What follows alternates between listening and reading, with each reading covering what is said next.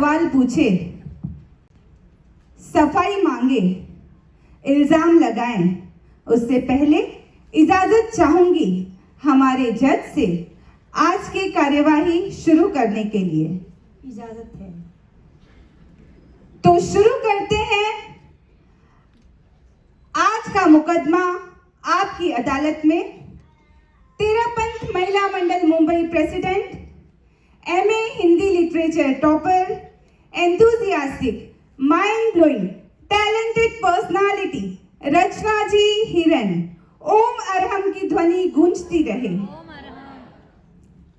चलिए रचना जी, आज की परिचर्चा में आप पर यह इल्जाम लगाया जाता है कि आपने युग प्रधान के मुंबई पदार्पण के उपलक्ष्य में 11 आगमों के अध्यापन का बीड़ा उठाया। तो ये जनता जनार्दन जानना चाहती है कि इसके पीछे आपकी क्या मंशा थी। जी देखिए सीमा जी,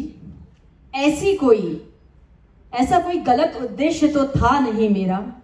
मन में एक चिंतन आया, क्या करे गुरु को अर्पण।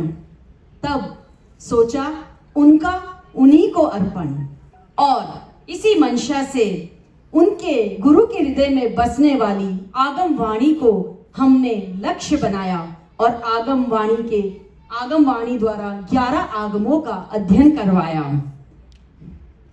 तो आपको क्या लगता है, आप ये कर पाई हैं? और ऐसा कौन सा आगम है जो आम इंसान के जीवन का स्पर्श करता है? जी, हमने कोशिश तो पूरी की, और जैसा आज आपने देखा कि किस तरह आगमों का अध्ययन करवाया गया, हमने पूरी ईमानदारी से ये कार्य करने का प्रयास किया है। और जब आप बात करते हैं सुख दुख की, तो जिस आगम में सुख दुख का विवेचन किया गया है वो है विपाक सूत्र, विवाक स्वयं, और यह आगम मेरे भी बहुत करीब है। आज आपने देखा होगा जिन परिस्थितियों से व्यक्ति गुजर रहा है, वो हर जीव सुख और दुख से बंधा हुआ है। तो इसी सुख और दुख की मीमांसा है आगम विपाक सूत्र में। आप कह रही हैं कि आपने अपना काम ईमानदारी से किया, लेकिन आप पर तो यह भी इल्जाम लगाया जाता है कि आप तो प्रवक्ता उपासिका हैं, आप तो समझ जाएंगी आगमों को, लेकिन आम इंसान का क्या, जिन्हें बेसिक नॉलेज भी नहीं है। बिल्कुल सही कहा आपने सीमा जी, बहुत सही इल्जाम लगाया हमारे पर। लेकिन देखिए, तेरापंथ महिला मंडल मुंबई ने आचार्यों द्वारा गुम्फित और गंधर्वों द्वारा गुम्फित आगमों का सुंदर विवेचन करवाने का भरसक प्रयास किया है, ताकि हम आगमों का रसपान हर एक श्रावक श्राविका को करा सकें। और इसमें जो हमारे सहयोगी बने हैं, हमारे सभी विवेचनकर्ता, मैं उन सभी विवेचनकर्ताओं के प्रति आभार व्यक्त करती हूं जिन्होंने इन आगमों के अध्ययन को सबके लिए इजीली ग्रास्प करने का एक माध्यम बनाया। और यह भी आपकी जानकारी में मैं बता दूं कि ये सारे आगम तेरापंथ महिला मंडल मुंबई के YouTube चैनल पर प्लेलिस्ट के रूप में अंकित है, वहां पर लिस्टेड हैं। Any time you can watch, you can listen, और आप आगम स्वाध्याय कर सकते हैं। और एक बात बता दूं कि लगभग 11 आगमों के हमारे विवेचनकर्ताओं ने 250 सेशन लिए हैं, 250 सेशन।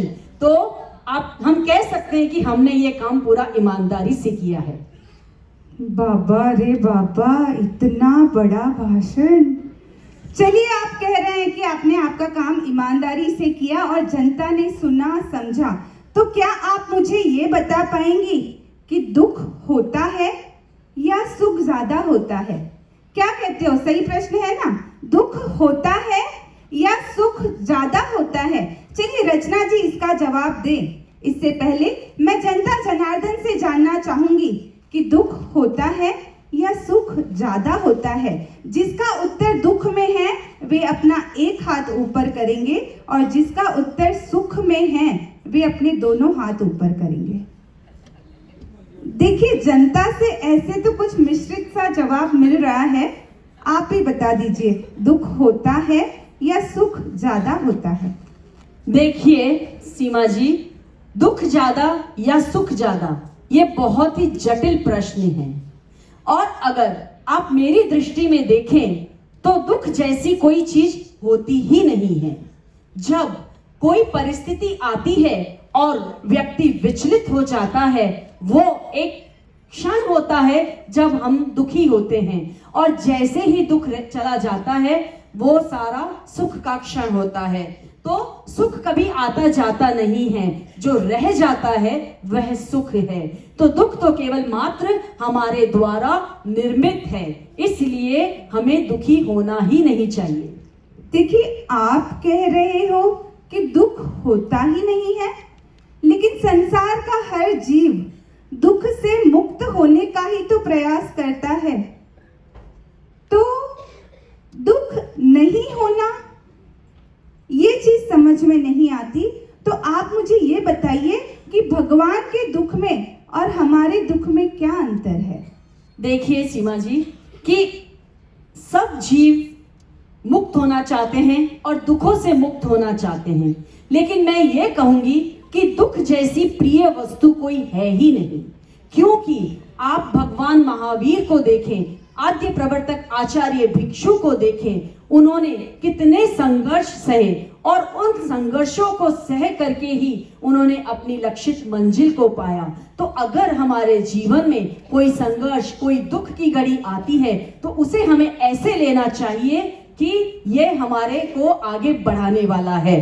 इसलिए दुख जैसी कोई चीज होती ही नहीं है, और दुख का जो मूल कारण है वो है हमारा अज्ञान, और जो गुरु हैं, जो भगवान हैं, उनका ज्ञान। देखिए, मैंने जहाँ तक सुना है, कहा जाता है धर्म, आगम और विशुद्ध मार्ग जीव को दुख मुक्ति की राह बताते हैं। लेकिन जब अध्ययन किया तो पता चला कि ज्यादातर जीव जो मुक्त हुए हैं दुख की अवस्था में ही, भले वो भगवान महावीर की वेदना हो, गज सुकुमाल की वेदना। तो इस वेदना में अंतर क्या है? देखिए, भगवान यानी जो मुक्ति को प्राप्त कर चुका है, भगवान यानी जिन्होंने राग द्वेष को जीत लिया है, भगवान यानी जिन्होंने सब कर्मों का नाश कर लिया है। और ये कब संभव है? जब हमें ज्ञान होता है। तो भगवान बनने का मूल कारण है ज्ञान, और हमारे दुखी होने का मूल कारण है अज्ञान। जब हम ज्ञान और अज्ञान को समझ लेंगे तो हम भी हर दुख से मुक्त हो सकते हैं।